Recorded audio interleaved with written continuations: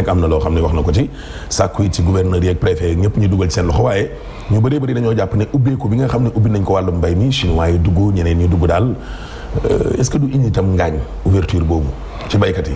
Ahmed maa ngi lay gërëm di rafetlu aussi laaj bu am solo boobu nga yëkkati. di wax ne nañu xool fii mbéy mi jógee fi mu àgg tey loolu moo gën a am solo. c'est-à-dire fi ñu fekk mbéy mi ak fi ñu ko yóbbu ak fi ñu ko fas yéene jëmale. ndax barki démb ci dajeeb jawriñ yi njiitu réew mi nee na jawriñ yi nga xam ne ñoo yor wàllu mbéy mi. nañu ànd ak lëkkaloog administration territoriale buy gouverneur ak préfet yi ñu fexe assurer suivi collecte bi ak commercialisation bi. may fàttali itam que bi ñuy yegsi ci nguur gi en 2012 ci wàllu mbéy mi. ci fànn yëpp gis nañ fi ko président yóbbu ak fi mu ko jëlee. moo xam ne mbéy dafa am solo ci wàllu développement économique social réew. am cofeel itam ci béykat yi ndax mun naa ne Fatick da ko mbéy la te fa la sosoo fa la màggee fa la jàngee. li am solo mooy bu ñuy agsi ci fànn yëpp ci wàllu gerte gi par exemple. ñu ngi tolloon ci 500 000 tonnes. tey mun naa ne jéggi nañ wala jege nañ 1,5 million tonnes. loolu nag li ko waral mooy dooleel bi nga xam dooleel nañ ko production familiale yi dooleel ko itam industrialisation agricole bi dooleel ko itam agriculture à haute valeur ajoutée bi. mécanisation bi aussi am na ci solo parce que président jox na lu toll ci 1500 tracteurs équipés ci wàllu sol semis récolte transformation béykat yi. joxe itam lu toll ci 17 500 unités de petit matériel jox ko béykat yi. jëlee itam maanaam doubler le prix de l' agriculture mooy jëlee ko par exemple 150 yóbbu ko 250 muy guleet ci Sénégal moom sosoo ba tey gerte gi toll ci jëg moomu. li ko waral itam mooy li nga xamante ne def nañ ko ci wàllu intrant yi def ko ci wàllu capital semencier bi nga xam jógee na ci 6 000 maanaam ñu multiplier ko par 10 muy 60 000 léegi pratiquement defaat ko itam ci wàllu. semence yi nga xam ne ñu ngi koy jox béykat yi tey wàllu bon impayé amatul ñu ngi organiser béykat yi ci wàllu coopérative pour ñu mun a am accès au crédit donc mun naa ne tey ci wàllu ceeb yi itam noonu la bu ñuy yegg si ñu ngi tolloon ci 400 000 tonnes tey jéggi nañu 1 million tonnes ci wàllu ceeb. am naa yaakaar que fii léegi lu néew dinañ atteindre autosuffisance alimentaire. wàllu horticulture itam noonu la tey mun naa ne bu ñu yegg si ci nguur gi ñu ngi tolloon ci 20 000 tonnes. exporté tey ñu ci 120 000 tonnes ñu ngi tolloon aussi ci wàllu 200 000 tonnes ci wàllu horticulture tey ñu ngi ci lu ëpp 1 500 000 tonnes. waaw yeneen céréales yi doon la donc tey ci wàllu agriculture yeneen céréales yi ci wàllu ceeb ci wàllu mbéy de façon générale tey fi ñu ko jëlee ak fi ñu ko yóbbu am na solo. mais est-ce que yenn saa itam yi ngeen di énumérer nii yëpp du nekk daal maanaam ci wàllum sur le papier mais sur le terrain lu mel ni Sonacos yaa ngi nii commencé di sukuraat 150 000 tonnes ñu soxla ko di mujj duñ sax am 50 000 tonnes gerte gi ñu jël yóbbu bitim réew est-ce que tam li ngeen def noonu bu nekkee ay 1 million de tonnes ak nangam sangam te biir dëkk bi moom lu yàlla xam doy na est-ce que loolu tamit am na njariñ. bon am naa yaakaar ni ñëpp a ngi ci seen bopp béykat yi ñu ngi ci gis seen bopp waa réew bi ñu ngi ci gis seen bopp parce que tey ci wàllu plan Sénégal émergent ci programme bi nga xam ne ci la président fas yéene sukkandiku pour suqali réew bi fexe ba mu naat muy programme 5035 bi 5 initiatives yi 3 programmes yi ak 5 accès universels yi ak PAP de réaccéléré bi ñu nekk nii mun naa ne tey ci wàllu mbéy mi Sénégal yëpp ñu ngi ci gis seen bopp. parce que béykat yi ñu ngi ci gis seen bopp guleet mun naa ne njëgu gerte gi dañ ko doublé quantité bi nga xam ñu ngi ko doon béy dafa yokk ci ceeb ci horticulture ak ci gerte ak fànn yëpp. donc waa réew bi ñu ngi ci gis seen bopp ci wàllu autosuffisance alimentaire te tey gannaaw bi fi mas bi duggee laal àddina bi sëpp tey mun naa ne dogal yi nga xam président da ko jël fas ci sukkandiku pour naatal réew mi bokk na ci maanaam consommer local bokk na ci autosuffisance alimentaire bokk na ci dooleel industrialisation bi bokk na ci souveraineté sanitaire ak pharmaceutique bokk na ci donc loolu mbéy mi fu mu toll tey mun naa ne ñëpp a ciy gis seen bopp. ñëpp a ciy gis seen bopp. béykat yi ñu ngi gis seen bopp bu baax a baax. doomu réew mi aussi ñu ngi gis seen bopp bu baax a baax a baax. mbas mi nag tudd nga ko gis nañ ne nag li ñu doon bañ sax maara d'Italie ndaxte ci alxames ji rek 101 65 bu néewee ba néew léegi dina laal 50 mu mel ni deuxième vague bi ñu doon tiit ba benn député sax Marie-Louise Diouf ñu ngi koy jaale nag ay mbokkam génn na ci àdduna ñu ne laal na assemblée est-ce que càggante tam amul de la part de l'État. foofu sax la ñu waroon njëkkee donc ñu ngi jaale suñu mag suñu xarit bokk ci sos parti bi ci Grand Yoff muy Marie-Louise ñu gën ko xam ci loolu honorable député mu nekkoon nit ku dal nit ku tey nit ku sedd nit kuy dajale di jubale nekkoon aussi jigéenu jiitu réew mi nekkoon ngay ne dëkk jege Grand Yoff ak Ndakaaru ñu ngi koy jaale ay bokkam di ko jaale président di ko jaale waa assemblée nationale. li am solo ci wàllu mbas bi loo xam ne dafa dal Sénégal la dal ci àdduna bi sëpp li jiitu plan de résilience économique et sociale parce que bi mu yegg see président yi ñaari stratégie la teg maanaam défense ak attaque yaa ngi dégg résilience ak relance bi mu dalee yegg si dal Sénégal dal ci réew bi fépp ci lañ teg programme de résilience économique et sociale muy programme bu am solo bu mucc ayib boo xam ne partenaires yëpp dañ ko rafetlu woon ñëpp rafetlu ko ñu amoon ci taxawaay bu mucc ayib ñu ciy sant aussi di ci gërëm personnel soignant bi ministère de l'intérieur ministère de la santé en tout cas sénégalais yi médecins yi ñi nga xam ñëpp jàpp nañ ci ba mesure barrière ñu respecté ko couvre-feu bi ñu respecté ko donc mun naa ne mesure yi nga xam ne président jël na ko tax na tey Sénégal nekk ñaareelu réew ci àdduna bi ginnaaw Nouvelle-Zélande. mais est-ce que nekkul ne loolu moo tax ba mu mel ni dañu beew tubaab di wax dormir sur nos lauriers ñooy jël nañu deuxième rek mel ni lu tëdd est-ce que loolu moo indiwaat lii wala. bon bokk na ci li ko indiwaat. bokk na ci bàyyeeku quoi. am na benn relâchement bu ndaw boo xam ne constaté nañu ko di ñaan yàlla encore une fois sénégalais yi. li ñuy wax ne réew mi mënuñu teg benn policier wala benn fajkat ci wetu nit ku nekk. mais loolu état bi la. donc état bi li mu waroon def na ko mooy bi mbas mi yegsee. waaw jël na ay dogal. mesure d'accompagnement yi. mesure d'accompagnement yi suivi amul. am na suivi bu baax. sénégalais yëpp ci pàcc yëpp ba ci presse bi domaine yëpp la. non côté koom-koom laa wax mais côté sanitaire bi laa wax. est-ce que si dañ jékki-jékki rek mel ni daal commencé ko sax ci yéen a njëkk a organiser fii ay meeting Fatick masque yi naaw lépp naaw policiers yi delluwaat ci biir commissariat yi ñii dellu ci brigade yi ñii dellu ci caserne yi dafa mel ni bàyyi ko bi ci kaw la commencé. non bàyyi ko bi am na bàyyi ko bi jógewul ci kaw li am solo mooy bi mas bi accès dogal yi nga xam ne njiitu réew mi jël na ko tax na ba Sénégal li nga xam ne taxawaay bi nga xam waroon na ko am na ko ba àdduna bi yëpp jox ñu cër bañ nekk ñaareelu réew ci àdduna bi ci wàllu taxawaay programme de relance économique et sociale bi nga xam président jël na ko si am na solo parce que wër-gu-yaram bi waaw dëgg la mais wër-gu-yaram bi aussi mënul dem bàyyi koom-koom bi il faut ñoom ñaan ñu ànd di demandoo ngir njëriñu ñëpp relâchement bi nga wax dëgg la am na gis nañ ko président jëlaat na ay dogal yu yees ci fan yi weesu conseil des ministres dogal yooyu ministre de l'intérieur gën na ko dooleel ministre de la santé aussi am na ci taxawaay bu am solo donc di ñaan encore une fois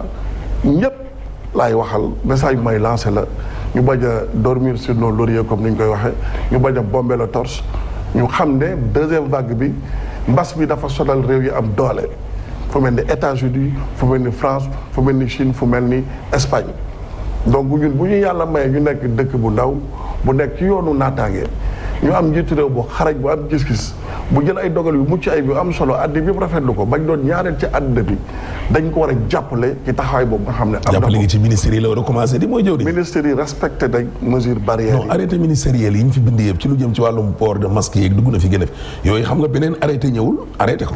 waaw mais dëgg la wala dëgg. décision xam nga moo fi nekkoon ba tey. mais pourquoi ñu jékki-jékki affaire bi am bàyyi. non sénégalais moo mel noonu ñun ñëpp ñoo mel noonu au fait li am solo mooy dogal yooyu xam nga résultat moom planification ci solo résultat yi lañ koy natte donc planification mesures yi nga xam ne njiitu réew mi jëloon na ko ànd ci gouvernement bi joxe na ay résultats yu mucc ayib yu am solo sénégalais yëpp teg ci seen i gët àddina bi yëpp rafetlu ko maanaam li am solo mooy ñu bañ a bàyyi ndiku muy yow muy man muy kilifa diine muy leader d'opinion ñëpp dañu war a ànd doon benn te Sénégal sax def nañ ko parce que gis nañu mbas mi ñooy ñëpp ku jégeeg taskatu xel ñëpp a ànd doon benn taxaw ci ginnaaw njiitu réew bi jàppale ko donc élan unitaire boobu la ñu war a gën a dooleel donc taxawaay boobu encore une fois benn message yu may lancé suma compatriotes yi ñëpp ñu ànd doon benn jàppale njiitu réew mi ba nga xam ne résultat yi nga xam ne am na ko ci mbas bi Sénégal gën a mun a jëm kanam ci wàllu wërgu-yaram gën a mun a jëm kanam ci wàllu koom-koom dogal yi nga xam ne jël na ko ci wàllu respect des mesures barrières bi def ko donc loolu laa amoon lu may wax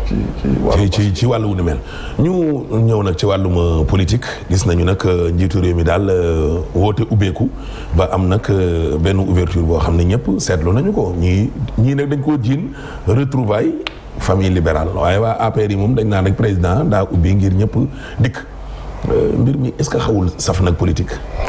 saful politique. xamul tax saful politique mukk ci àddina. gars yi moom léegi ñu jiin ko. saful politique dafa am ñuy préparé yooyu de. mukk ci àddina ko xam njiitu réew nga xam jaar-jaaram. xam jikko yi nga xam ñoo ko caractérisé. nga xam ne du nit kuy maanaam def lu ñuy wax politique politicienne. politique développement lay def politique bu jëmale askan wi kanam.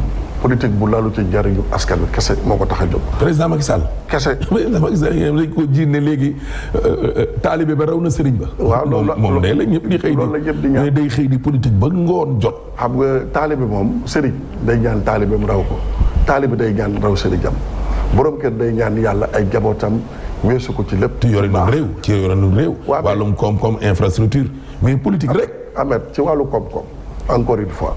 Sénégal fi fekkoon. taux de croissance bu nekk 1,7% ñu yóbbu ko ba 7% avant mbas mi ñu naan ay 0% lañ jëm ñu ne ak mbas bi sax dinañ dem ba 2%. Sénégal yëpp a xam ne tey njiitu réew mi li nga xam def na ko bi mu fi ñëwee ak léegi Sénégal ba mu doonee Sénégal ba tey moom boppam de 1960 ba léegi li président def jéggi na fuuf bien que rafetlu nañ ñu ko fi jiitu bu def li nga xam ne ñu ko fi jiitu loolu lañ def Sénégal yëpp. sëpp d'accord nañ ànd nañ doon benn ci loolu.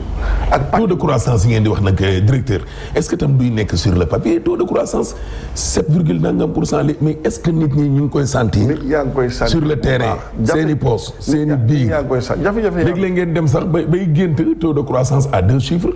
moom la ñuy ñaan de parce que ñun ñëpp ay sénégalais lañ. mais est-ce que nit ñi ñu ngi koy sentir li ngeen di wax nii. jafe-jafe moom boo demee ci réew yi gis nga mbas mi ni mu sonalee Amérique ak France ak États-Unis ak Espagne ak Italie. kay avant mbas mi laa wax. taux de croissance yi yokkute gi. ouverture boobu encore une fois ma dellu si. waaw loolu constance la ci njiitu réew mi li tax ma ne constance la bu ñuy dem élection 2012 dafa ne gagner ensemble gouverner ensemble am ndam ànd ci yor réew mi aussi ànd ci ba léegi ci loolu la nekk. li tax ma ne ci loolu la nekk coalition bi nga xam ñoo ko gunge muy coalition Benno Bokk Yaakaar mooy coalition bi gën a yàgg ci histoire politique u Sénégal donc li mu waxoon.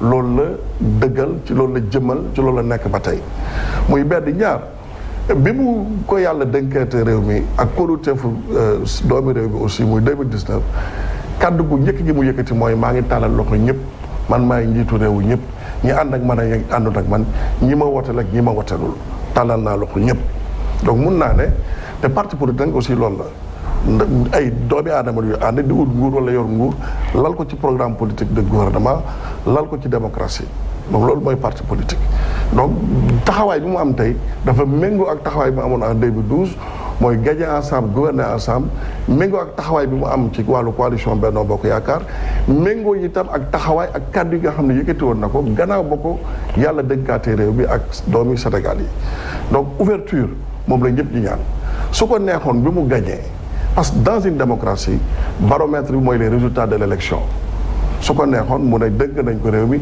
am na majorité day doxal mais li gën a am solo mooy ñu am le maximum en tout cas le consensus le plus large c'est l'appropriation des politiques publiques kenn mënut a am unanimité yàlla sax amu ko. mais moom dafa mel ni moom loolu la bëgg. non amu ko mënu ko am parce que borom bi sax amu ko mais li am solo mooy tey gannaaw partem gannaaw coalition am gannaaw doomi aadama yi ko wóolu te ànd ak moom wooteel ko mu tàllal loxo doomi aadama sénégalais yépp pour ñu ànd doon benn Sénégal jëm kanam. parce que Sénégal dañ koo jubanti parce que 2014 ca Kaffrine man mii jàkkaarloog yow nii noonu laa jàkkaar man maa ko laajoon sa question wu transhumant yi mais ci biir tontoom xam le na carrément ne opposition bi dinaa ko wal ba mokk. réduire l'opposition à sa plus simple expression nga dama dégg. xam nga Macky Sall moom moo ko wax. xam nga souvent dañuy léegi opposition bi nekk fi nii yow. xam nga. ñëpp daanaka ñëpp a ngi dem. xam nga souvent dañuy wax ne du dëgg yëpp la ñuy wax. loolu Macky Sall wax ko. non dama lay wax rek kuréel boo gis. waaw yokkute ak lu ko yokk moo ko tax a jóg. parti politique bu sañoon ànd ak ñëpp ànd ak moom ku jëm a am. yaa ngi dégg donc loolu ana démocratie bi. waaw déggoon xam nga. yow yaa ko fi wax léegi nii di. waaw déggoon ñii dañuy gouverner ñii di opposition. waaw loolu mooy démocratie. nekk ci opposition mais parti politique société civile presse di alerte. mais parti politique bu sañoon. waaw am doole. am le maximum de citoyens yu bokk ak yow gis-gis. d'accord bokk ak yow vision àndale la c'est la mise en œuvre des politiques publiques et c'est la mise en œuvre des. parti politique nga wax. parti politique. waaw mais Idriss Seck ñëwul APR. mouvance présidentielle. moo tax ma ne la fa nekk kay warta mën a yor réew mi wala. ah moo tax ma ne la président li mu wax. APR aussi ñu nangu ne bi ñuy ñëw au pouvoir en 2012 26% la ñu amoon amuñu woon majorité donc dañu soxla yokk. dañuy soxla tàllal loxo yeneen doomu réew mi ñu ànd ak ñun bokk ak ñun gis-gis jàppale ñu ci réew mi ngir lu jëmale réew mi kanam donc il faut que nit ñi waxtaan ci dëgg rek la war a lalu. biram ba ci ñi nga xam ne ñoo yoroon réew mi nga xam ne nit ñi dañoo dem ba dàq leen. ne leen yéen moom baax na merci makee ñu doy. ngeen dem indiwaat ñooñu ñoom Omar Sarr est-ce que loolu neex naa xam nga ci wàllu yoon sax. waaw liberté d'expression ak liberté d'expression ak d'association constitution bi moo ko consacré ñu ko nekk far am nga yoonu droit far ci kuréel gu la neex dañuy politique li am solo mooy njiitu réew bi encore une fois constance ci la nekk bi muy falu dafa xool gouverner gagner ensemble gouverner ensemble loolu la nekk ba tey ba kuréel nga xam moo ko buggee moo gën a yàgg ci kuréel yi nga xam ne am nañu ci wàllu coalition ci histoire politique au Sénégal bi ñu ko wóoluwaatee dénkaat ko réew mi en 2012 aussi kàddu yu mu njëkk a yëkkati dafa tàllal Sénégalais yëpp loxo ñi ànd ak moom ñi ànd ak moom ñu ko wotal ak ñu ko wotalul donc Idrissa Seck ak keneen ak ku mun a doon gannaaw réeroo aussi li ñuy wax réeroo amul ñàkk waxtaan a am yaa ngi dégg ay jullit sax bu yuxuloo bu naa ne bu ñaanee yàlla bu na ci bañ a ànd donc li gën a am solo nit ñi ànd juboo doon benn comme ni ñu def ci mbas mi ba am ci taxawaay bu mucc ay ba ànd bi yëpp gën ñu jox cër tey président